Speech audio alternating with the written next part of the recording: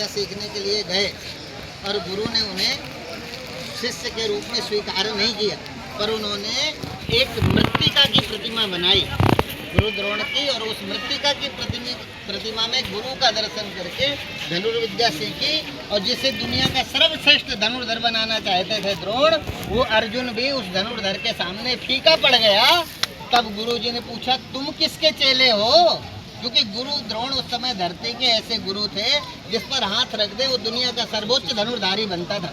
तो पूछा, तुम किसके? बोले, गुरुदेव मैं तो शिष्य ही आपका हूँ। बोले, मैंने तो तुझे कभी शिष्य नहीं बनाया। तो बोले, चलो। तो कुटिया में ले गए, देखा कि एक मेरी ही प्रतिमा मृत्तिका की बनी हुई रखी है, उन्हीं को प्रणाम करके सीखता है। तो बोले, तुमने मुझे गुरु बनाकर धनुर्विद्या तो सीखी, पर बदले में कोई दक्षिणा नहीं दी, दक्षिणा दे दी। इसका मतलब गुरु ने कोई छल नहीं किया। असल में गुरुजी ने जिसे वचन दिया था, जिससे राष्ट्र का काम कराना था, जिससे धर्म का काम कराना था, जिसे भगवान ने चुना था धर्म संस्थापनार्थाय संभवामि युगे युगे, असल में अर्जुन को भगवान ने चुना था।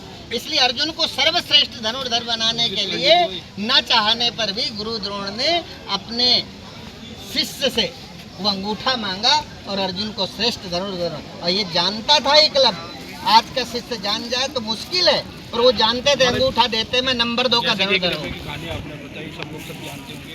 आज के जो भगत है और गुरु है, आज के भगत और गुरु को यदि इस भक्ति के साथ गुरु को मनाया जाए तो कहीं ना कहीं भक्ति दृढ़ है आज के टाइम।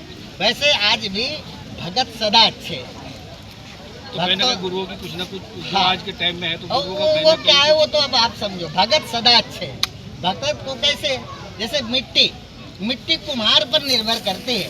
मिट्टी न स्वयं में चिलिम है न सुराही है, मिट्टी है, उसे कुम्हार चाहे चिलिम बना दे चाहे सुराही बना दे। गुरु समाज को चाहे देवता बना दे और चाहे समाज को बेईमान बना दे, ये गुरुओं के हाथ में।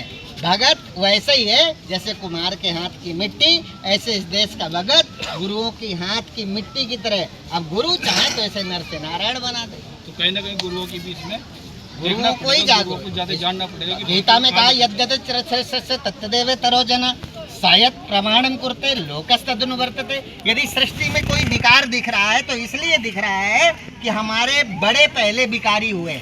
हमारे बड़ों में यदि विकार ना होता तो छोटा कोई विकारी ना होता। ये गीता का वाक्य है, भगवान कृष्ण कहते हैं, ये मेरा नहीं है। इसलिए बड़े लोगों को हमेशा अच्छा काम करना चाहिए जिससे उनके छोटे लोग उसका अनुकरण करें, अनुसरण करें और ये धरती स्वर्ग बने। महाराज जी, जैसा कि कल गुरु पूर्णिमा के बाद कांवड़ यात्रा शुरू होगी, कांवड़ियों के लिए क्या कहना चाहिए? कांवड़ियों के लिए तो यही कहता हूँ, आश्चर्य है भगवान शिव का कैसा सामर्थ्य है उनके हृदय में। मैं अभी एक दिन निकला दिल्ली, बरसते पानी में 10-10 कलश लेकर के चल रहे हैं। ये भगवान की शक्ति नहीं है तो और क्या है? हजारों लोग उनमें मिलेंगे जिन्होंने भगवान को कामड़ चढ़ाई और उनके काम बन गए। भगवान को कामड़ चढ़ाई, नौकरी लग गई। भगवान को कामड़ चढ़ाई, शादी हो गई।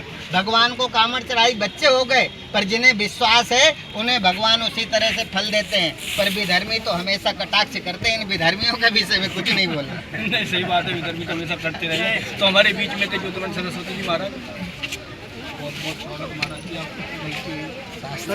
हो गया।